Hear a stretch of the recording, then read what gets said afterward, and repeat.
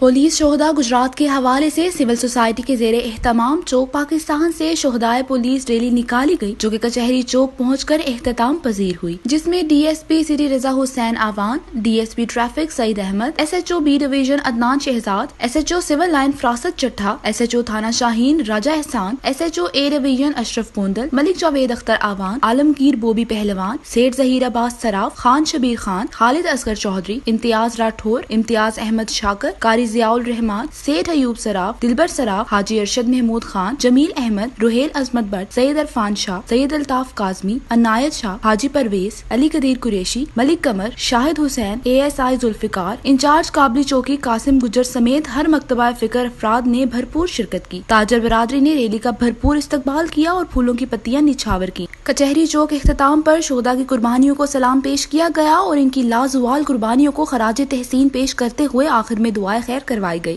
Report Waqas Ahmad Vicky, जज्बा news, Gujarat. Immigration और तारकीने वतन की खबरों से बाखबर रहने के लिए हमारा YouTube चैनल सब्सक्राइब करें और बेल आइकन को क्लिक करें।